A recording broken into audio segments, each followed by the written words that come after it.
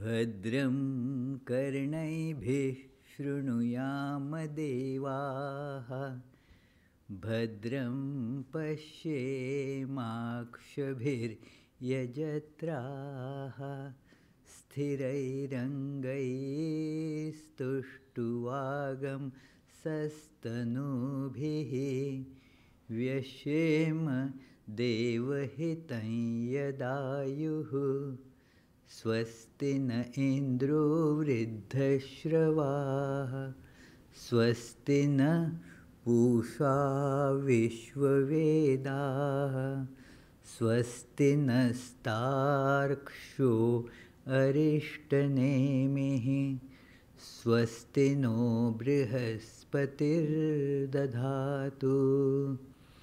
ॐ शान्ति शान्ति शान्तिः.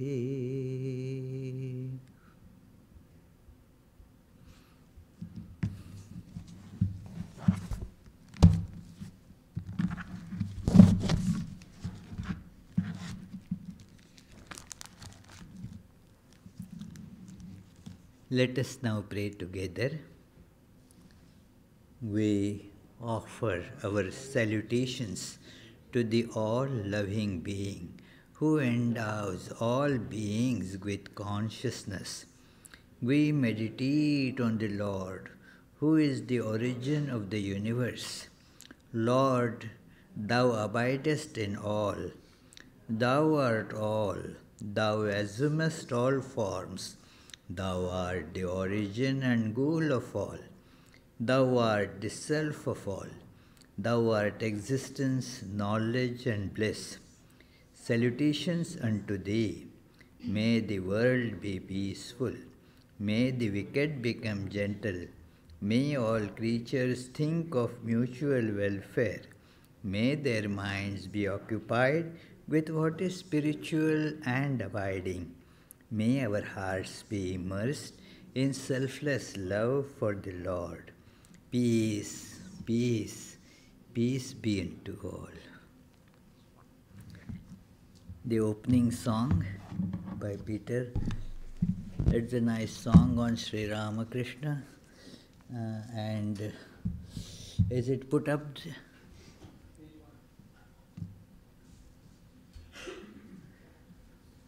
So you can join singing it, simple song.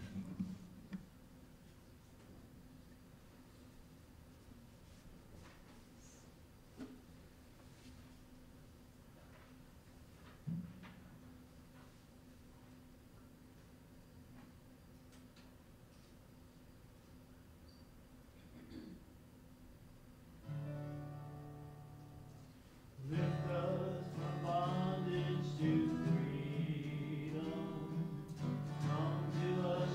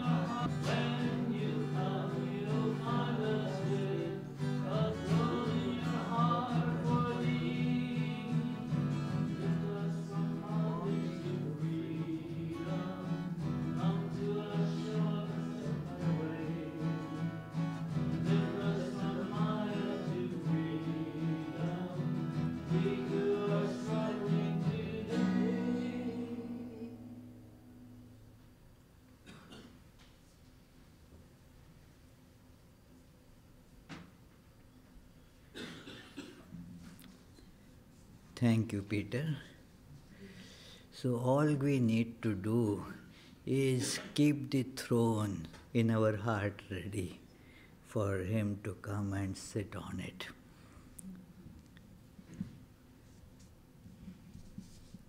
Om Sthapakaya cha dharmasya sarvadharmasvarupine avatara varisthaya Ramakrishna te namaha. Salutations to Sri Ramakrishna, who has come to establish all religions in their true essence, one who is of the essential nature of all religions and is the greatest amongst the incarnations of God. So Sri Ramakrishna, we see, is the incarnation of modern age, our age, and the important aspect that we see in all the incarnations of God is that they come to fulfill the need of the times. There is a need, and therefore according to the times, the incarnation happens. It is as per need, as per at that time what is required is being supplied. So therefore we see the different incarnations of God in the historical times. All are one, all are God, and therefore when it is said that the greatest amongst incarnations, in this short hymn, it was composed by Swami Vivekananda, and when he says greatest, it is not comparison as to the person, because it is the same being. The greatest only in the sense of the most modern edition of that's all. Is fulfilling the necessities of modern times. There has been several very nice articles on this particular point, what it means by Sri Ramakrishna being the greatest amongst incarnations, and what are the special features of Sri Ramakrishna which were not actually shown with that intensity by other incarnations. And one of them is that due to the scientific growth, the world became smaller. The communication between all different parts of the world that became much more increased, intensified. You see people traveling all over the world now, doing business, not just going for tourism, but for business, for jobs, for education. For all these reasons, people travel all over, and when persons travel from one place to another place, what happens is their ideas also travel.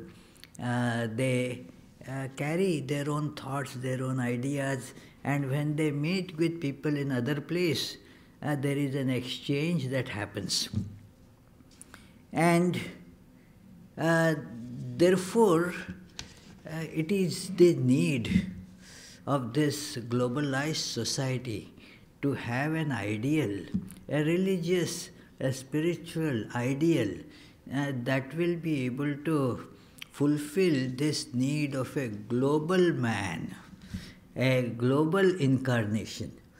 It is of course, all the other incarnations, as far as their teachings go, they too were global. But here is a person who actually lived in a he was born and raised in a very small village in his childhood, was not university educated, had very minimal schooling as such, and yet he manifested such a divine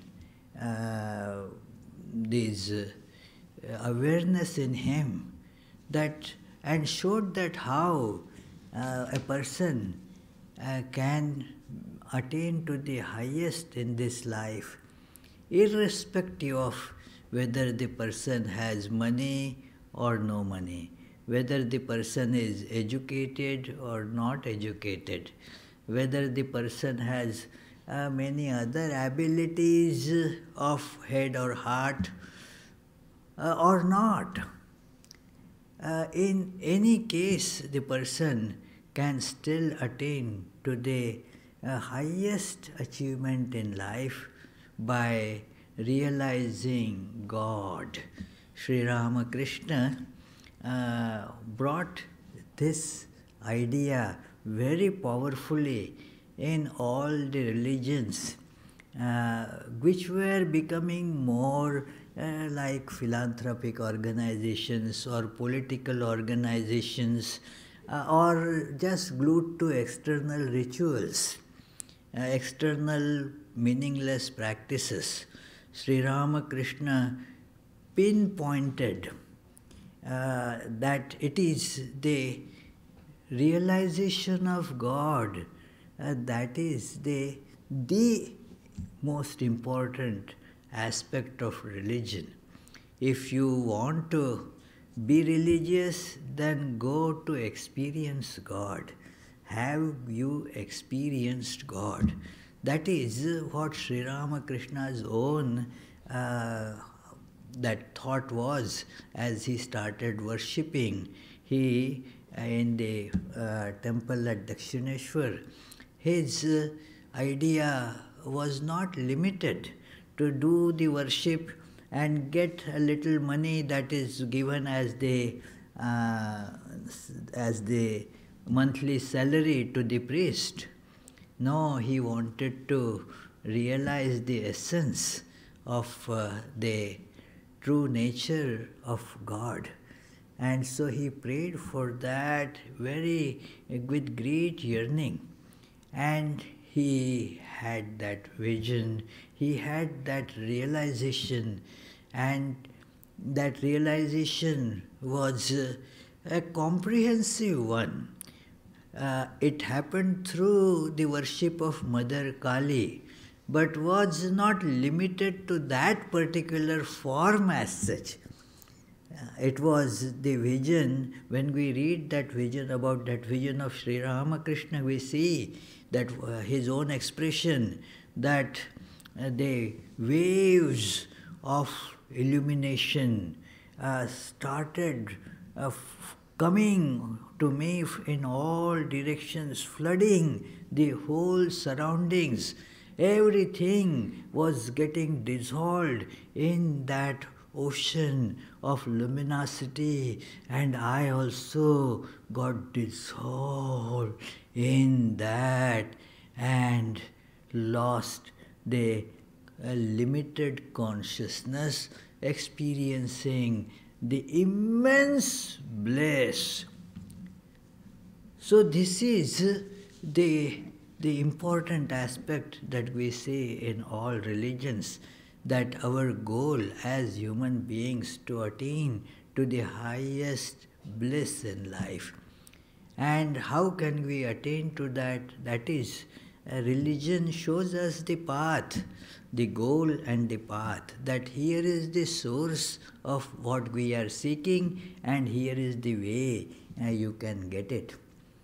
And as the time progressed, Sri Ramakrishna went on to practice these disciplines of all different religions and realized the same goal by each of them.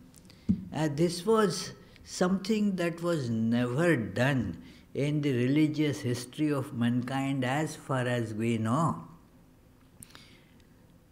It is told by many that yes, all religions preach the same ideas, but that is by intellectually understanding that we all can easily see that, but it is not a personal experience. So Sri Ramakrishna actually traversed all these different paths and thus has come to that conclusion, and therefore with that irrefutable, unchallengeable authority of personal experience, he could declare that truth that all religions lead to the same goal, and in that sense they are same. So therefore he became an embodiment of the world's religious thought of all times. Imagine that the religious thought practiced all over the globe for thousands of years. It all, as it were, got condensed in this person, in this divine manifesting as a person of Sri Ramakrishna. All that was condensed there. He was thus not Eastern, he was born in the East, but was not limited to the East. He was as much Western as Eastern. So, we first see his meeting, actually personal meeting, as recorded in his biography by one of his disciples, that what happened one day, the readers of Gospel of Sri Ramakrishna must have read about Kedarnath Chatterjee, a Brahma devotee who used to frequent to Sri Ramakrishna, and Sri Ramakrishna, you read many things about, very sometimes somewhat humorous, that it was when people used to ask the question or discuss there that why God, there is so much suffering in this world. Sri Ramakrishna would quote the answer given by Kedar to such questions, that why compassionate God should keep so much terrible suffering in this world.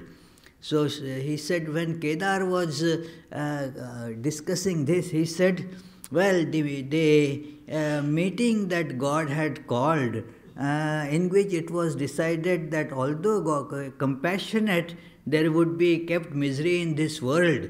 I was not invited for that meeting, so I can't tell you why this happened. So, although answer is in the humorous words, the message is that we cannot really ask why about these things. This is beyond our understanding that why God should do it. Because if that means the God will be answerable to us. And in effect then he is not God, we are God. So therefore, this question cannot be asked that why God decided like that. So Kedarnath had made an acquaintance of one Mr. Williams, who used to live in the northwestern part of India, about 1,000 miles away from Kolkata. So he had mentioned to Williams that about Sri Ramakrishna. This Williams' first name is not mentioned. So, but Mr. Williams then made a special trip just to see Sri Ramakrishna. And sometimes in 1881. Most probably, the description does not exactly say, but says most probably it was the day of Good Friday. And Mr. Williams, who was a Protestant Christian, he came to see Sri Ramakrishna. And Sri Ramakrishna was in his room. There were a few devotees, including Dr. Ramchandra Datta, and he was, as always, was telling spiritually enlivening things. So Mr. Williams stood outside his door, and somebody told Sri Ramakrishna that those days they were called sahibs, the European people or Western people, that although it says European, most probably he was an English gentleman. That because majority of the Europeans who were there at that time in India were English, came as either the soldiers or administrators or whatever, as in some capacity like that.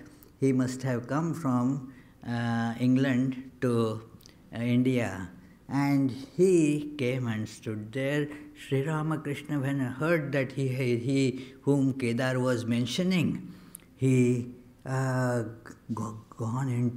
he was transformed in a very high spiritual mood, got up and went out of the door.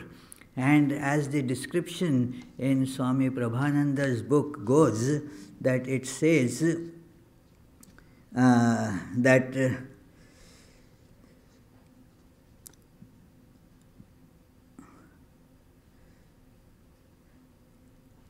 Sri Ramakrishna stood still in front of him in Samadhi, and Williams knelt reverentially with folded hands before Sri Ramakrishna. Tears were rolling down his eyes. He kissed Sri Ramakrishna's feet. He later said that he received the direct vision of Jesus in Sri Ramakrishna and his blessings in that form. Sri Ramakrishna asked him, most probably, of course, through an interpreter, what is your idea about me? Who am I? And Williams replied, you are, sir, Jesus himself, the Son of God, the embodiment of eternal consciousness. It was narrated that he visited Sri Ramakrishna at least 3 times in that one trip, and then went back, renounced everything, his job and all, and passed away his remaining days of life. He was described as a middle-aged, very hefty man, and with large eyes. So he renounced everything and then spent the remaining days of his life practicing austerities in Himalayas. So this is the one direct contact with Sri Ramakrishna. We do not find too many people, these Westerners actually visiting Sri Ramakrishna, except one more is mentioned, that is a clergy. He was Reverend Joseph Cook, whom Sri Ramakrishna met at on a boat that along with Keshav Chandra Sen. Keshav Chandra Sen had come to Sri Ramakrishna. He had already sent message to Sri Ramakrishna that he will be coming, and then we will have a boat trip. And on the boat with Keshav Chandra Sen was this Reverend Joseph Cook, who was Methodist minister, and he has written several books. He was preaching mostly in the Boston area, and these classes used to be Monday classes, Monday preachings of Reverend Joseph Cook. They have been published by that. And although we do not read much of Sri Ramakrishna or nothing of Sri Ramakrishna in that, he writes with elaboration about Keshav Chandra Sen and how he was on the boat there with Keshav Chandra Sen.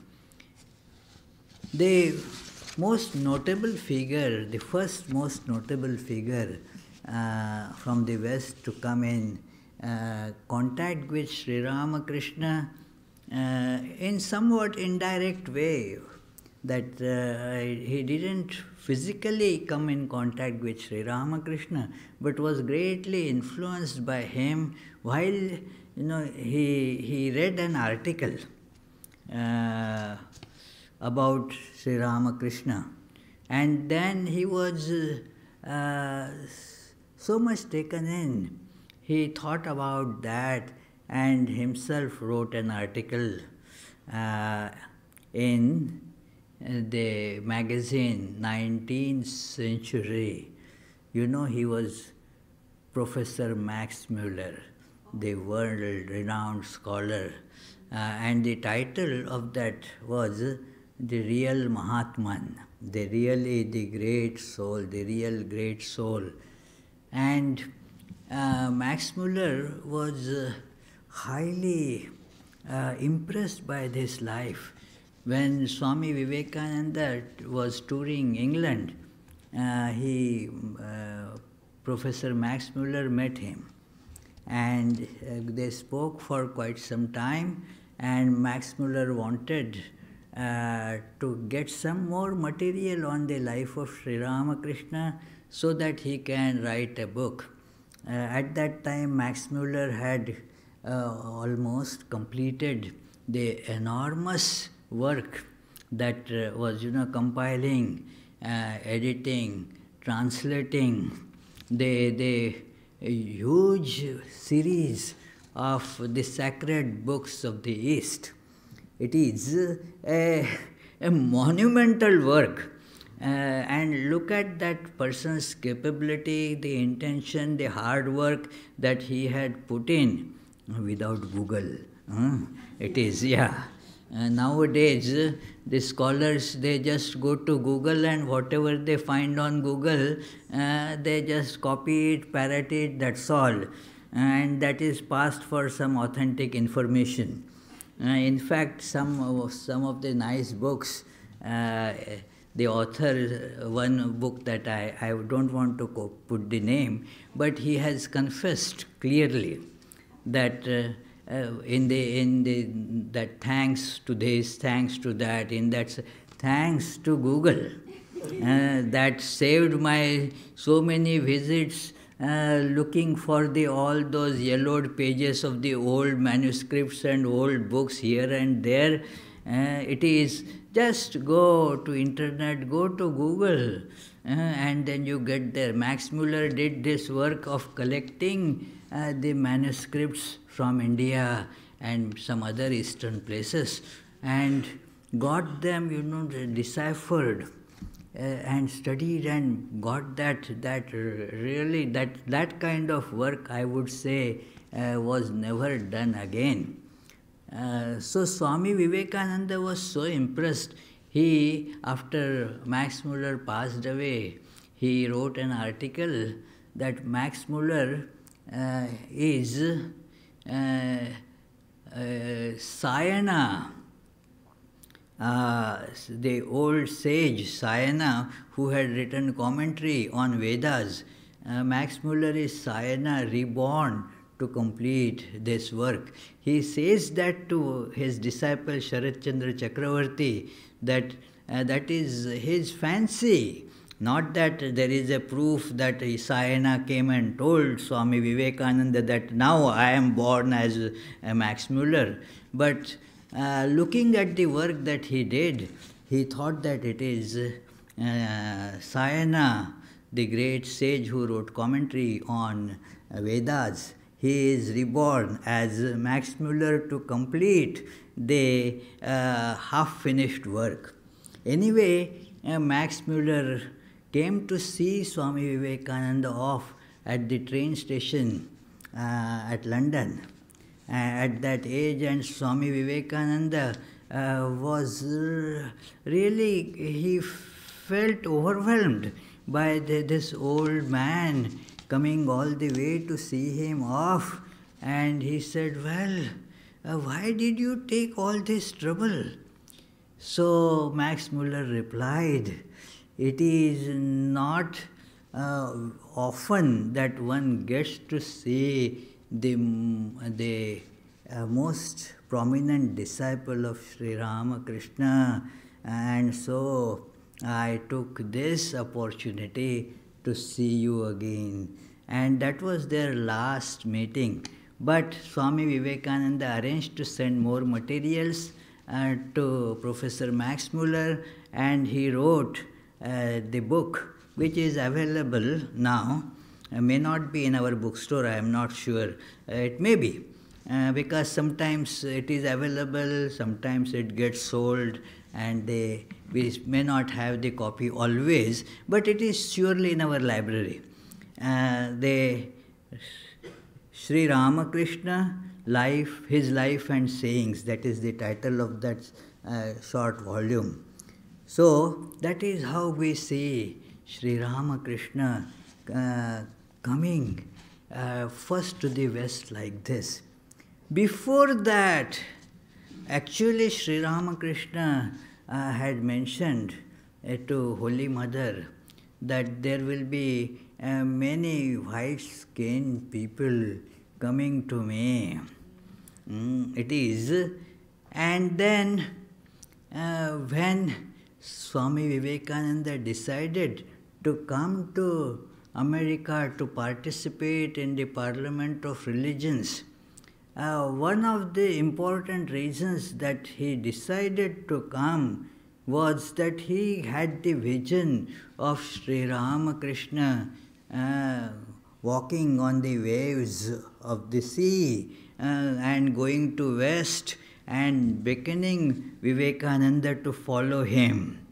And see, that vision was so powerful that Sri Ramakrishna was going ahead, and he also told Swami Vivekananda that all that is being arranged there, this great organization of Parliament of Religions, is just for you, to give you a platform. That is why all that is being arranged. In retrospect, you see what is left of the Parliament of Religions now, of that Parliament of Religions in 1893, is the great teachings of Swami Vivekananda, which directly or indirectly, in various ways, influenced the teachings of Vedanta, which silently transformed the religious ideas of the Western population. It's a very silent transformation. There is that very nice article published in, I think, sometimes in 2009 or 10 in Newsweek. That article is titled that are we all Hindus? Are the all Americans have become Hindus? And then the author, Lisa, I forgot the name. Anybody remembers that? Yes, you can see, Google and tell me that. So it is. She says, no, we haven't become Hindus as you can registered Hindus. We won't register ourselves as Hindus. But look at the transformation of ideas that Americans now believe in. In last 50, 60 years, we see how many, and she has given statistics as to what percentage of Americans now accept the idea of karma. The word has become so common. So many people here in West use that. Well, that was my karma. The word namaste has become so common. It is also, when I go to airport and all, many times there at the security, when I pass, they say namaste, looking at my dress, so it is namaste. So it is told that she gives these statistics, very important, that Lisa Miller, thank you, Lisa Miller. I got the first name right, so it is.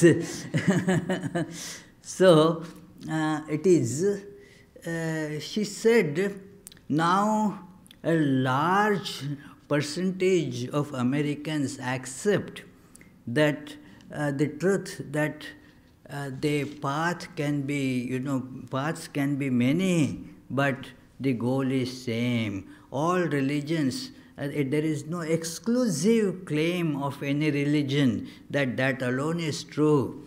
People have come to accept that the different religions can be used to reach the same goal, just as different paths can be used. I can tell you, with my personal involvement with the interfaith movement, and as I go to different colleges and schools, this is a fact that certainly the students' community acknowledges that yes, these different religions are not really opposite religions. They are different, but just as we have the different likings of dress, different likings of food, we can have different likings for religious ideas, and all can lead to salvation. It is a few decades ago, most churches preached no salvation beyond Jesus. But now hardly any church can directly claim that. They don't claim this, that yes, there is salvation beyond Jesus too. So this is a great transformation, an acknowledgement of this Sri Ramakrishna, the message that came out of the life of Sri Ramakrishna. Sri Ramakrishna, as I told about that vision, was going ahead, and Swami Vivekananda was following him. And therefore, it's not that Swami Vivekananda brought Sri Ramakrishna. It is Sri Ramakrishna who brought Swami Vivekananda. Let us understand this. This is very important, because there are many instances where Swami Vivekananda personally is not involved at all. They sound very miraculous, but it is true. Miraculous means we do not know the logic behind it, and so it appears miraculous, it appears magical. But it is true, the facts cannot be denied. The facts are there for everybody to see. There is an article by Swami Bhaskarananda about Ramakrishna mission in Brazil. When he went there, first time. He had not heard of any center of Ramakrishna mission in Brazil. He knew some Indian devotees, and also he had gone at their invitation. But one Brazilian told about that there is a Ramakrishna mission in Brazil. And Swami Bhaskarananda flatly denied that, I know I am a monk of Ramakrishna mission. I know that there is no branch of Ramakrishna mission in Brazil. But this man was pretty insistent. And then he said, okay, we'll go there. So, I am not, the whole article is there. You can read it on the website of Vedanta Society of Southern California. And I am just quoting some part of it, which is not very small, but I will skip from some lines. The gentleman who was informing Bhaskaranandji his name was Arnindo. He was associated with a well-known spiritualist teacher named Francisco Xavier, also called Chico Xavier. Arlindo described his visions to him, wanting to take his counsel. Chico Xavier reassured him and said, don't be afraid. In the Gospel, Jesus has said, in my Father's house there are many rooms, many mansions.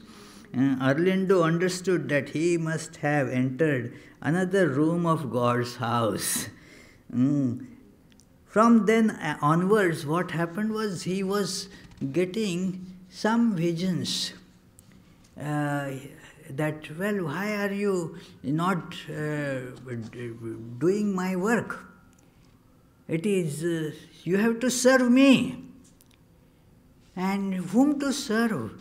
Swami Brahmananda started appearing before his vision, not Swami Vivekananda. He started having the visions of Swami Brahmananda.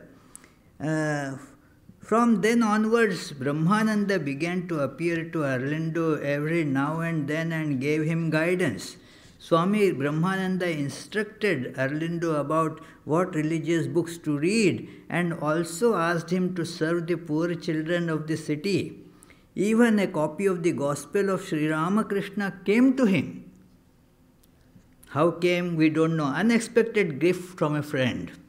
It is, in 1955, he started to care for children in his own home.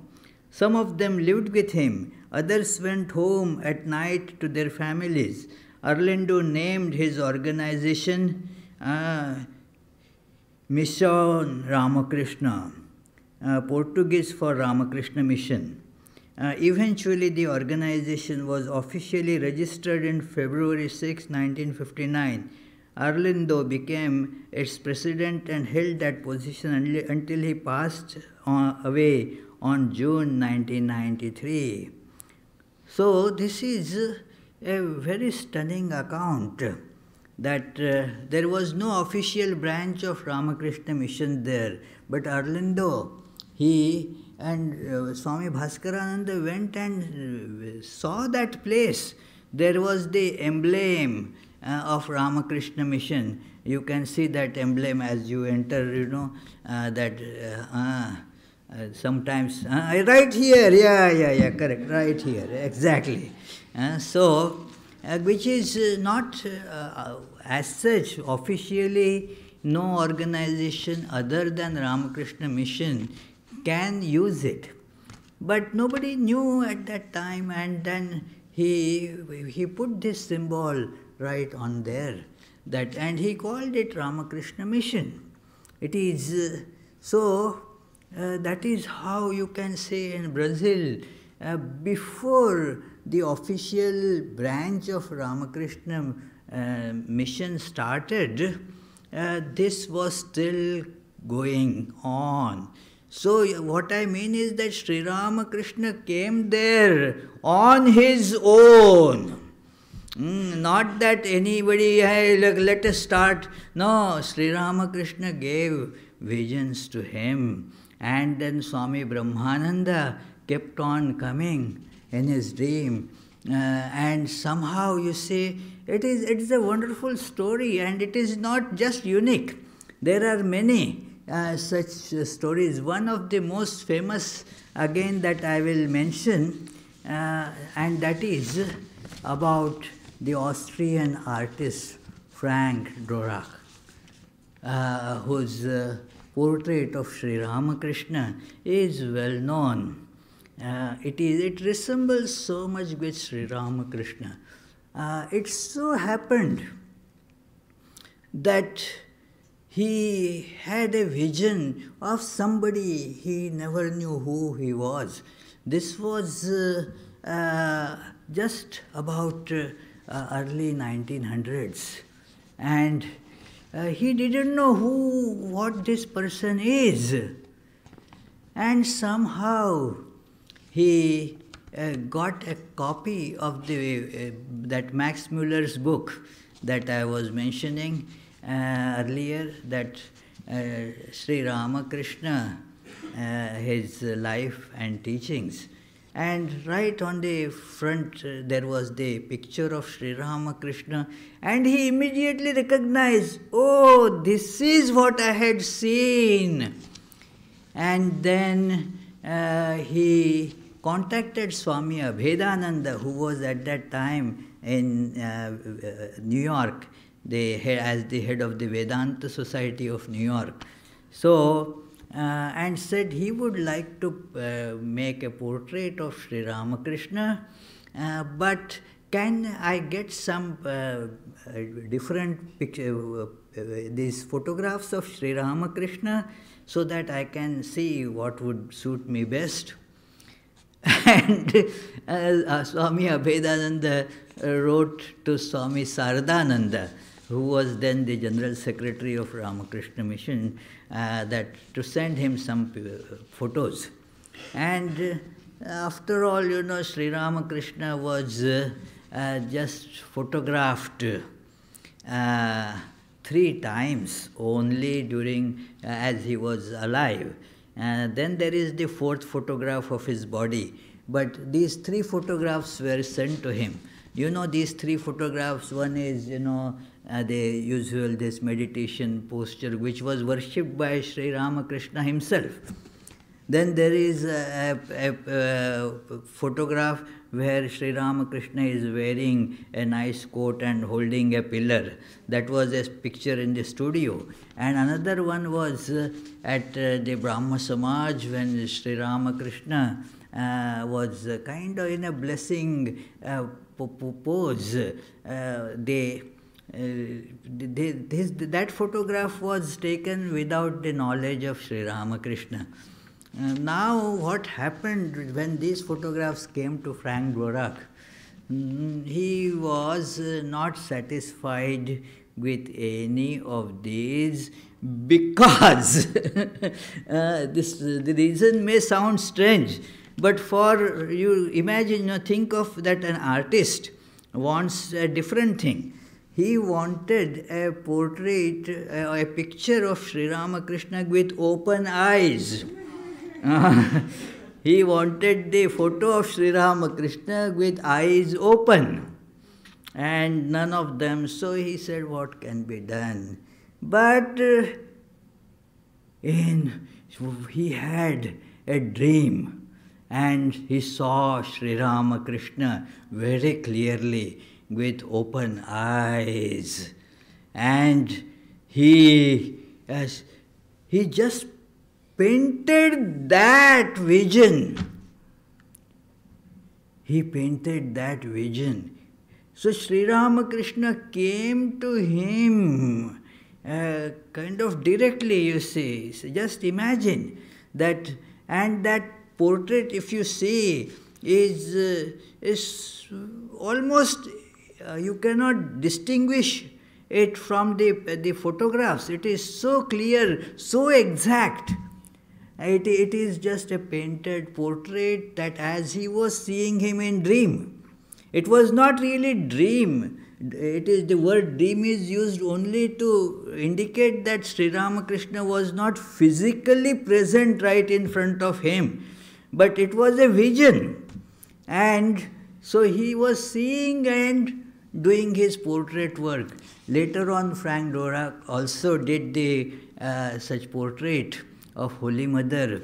This is a very important thing to note, that how Sri Ramakrishna travels on his own in the hearts of so many people. It is, and it is not limited only to that times. It is all over the world. You say people have been and are being inspired by the touch of Sri Ramakrishna. That divine touch is happening even now too.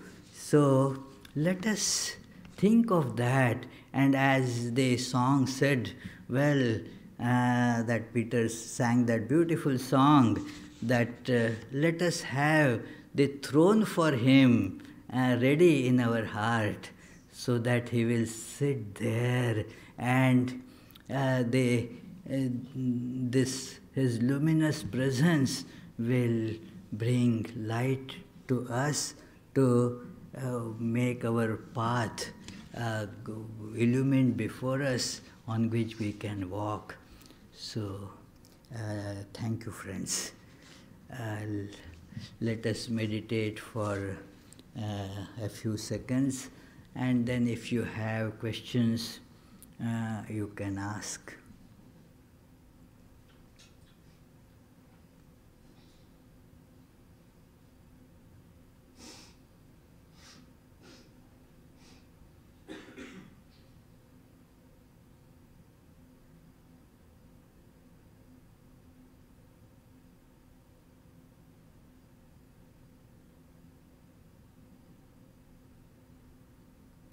Yes, please.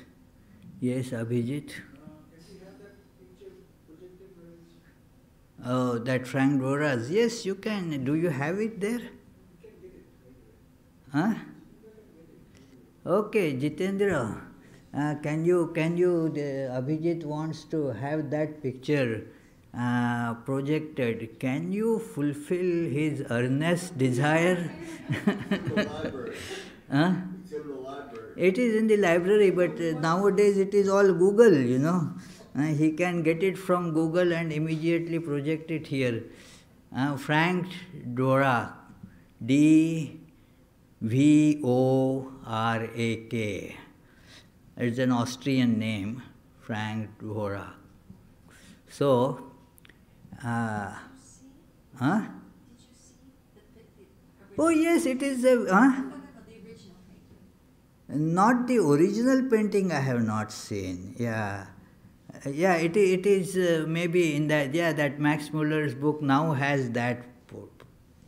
No, may not be. That is not his portrait. But that is a very commonly, now it is, I have seen it at so many of our books adored by that, you know. Do you find it, Jitendra? Okay. Also, I would like to mention a comparatively recently published book, a big volume actually, published by Advaita Ashram, Sri Ramakrishna and his Western admirers. So it's a big volume giving so many who came in contact not just with Sri Ramakrishna, but the direct disciples of Sri Ramakrishna and with Ramakrishna mission in general. As Swami Vivekananda mentioned, that this organization is the body of Sri Ramakrishna. This is the body of Sri Ramakrishna. Exactly. You see? Well, this is only the bust, but that is how that picture is, you know. This is only the face part of it. That is how Frank Dora's painting was. So, very important thing. That book is very nice. You can call it an anthology, a collection of all that information of many who came in direct or indirect contact with Sri Ramakrishna. I don't think we have a copy of it. Huh? We have 4 copies of what book? No. The book of Sri Ramakrishna and his Western admirers.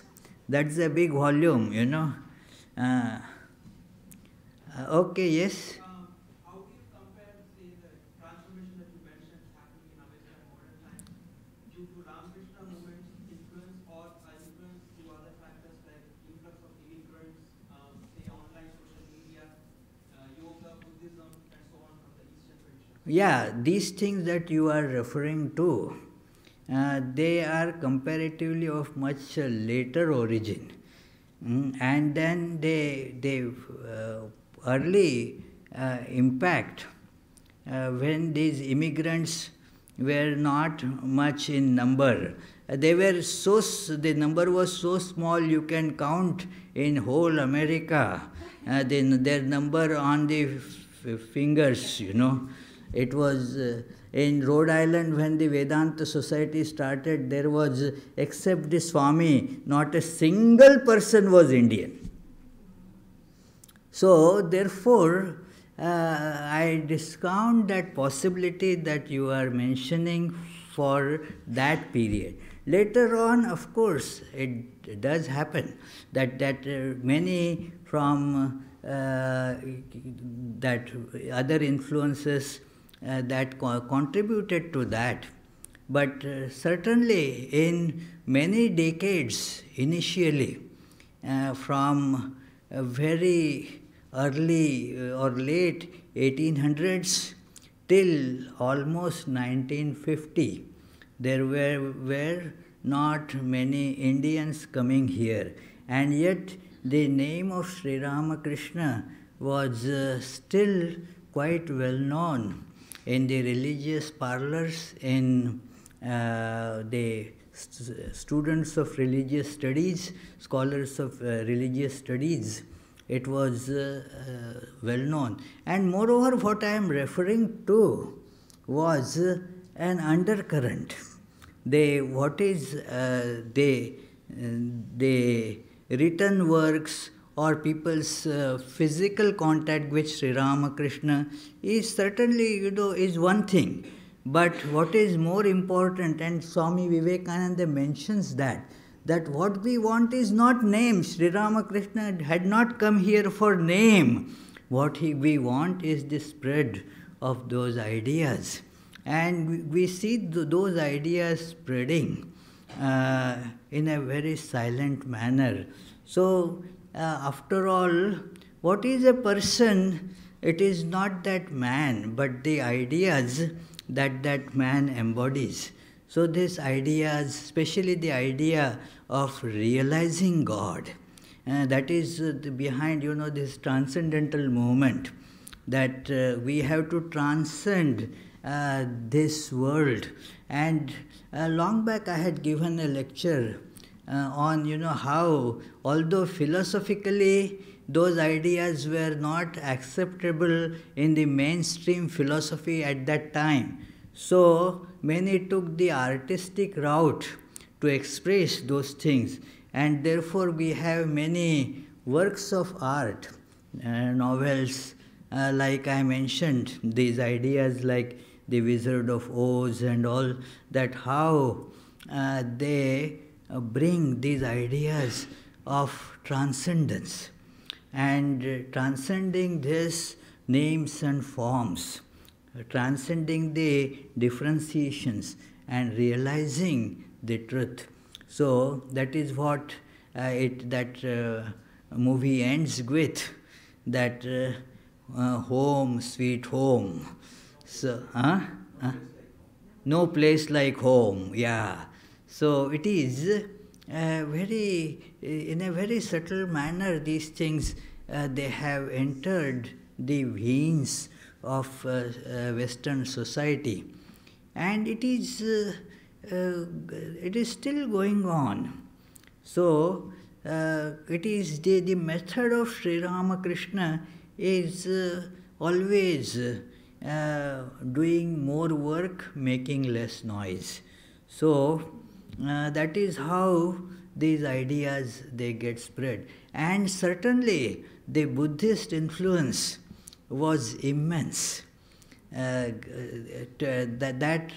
certainly now it has much bigger sway than the Ramakrishna movement in America. At least externally speaking, you can see if you take together all the different sects of Buddhist schools there and how they are influencing the Western world, quantitatively speaking, their influence in America is more than the influence of Buddhism. Influence of Hinduism. Another a big thing about Hindu influence in America came from a different source, and that is the Hare Krishna movement. But it came much later, I mean. It is and it is going on still. But the Vedic religion, as preached by Sri Ramakrishna and his disciples, that is making a very subtle but powerful impact on the psyche in the West. So let us conclude with the closing prayers, but only after Vishwanath did his offertory and after I read the upcoming programs.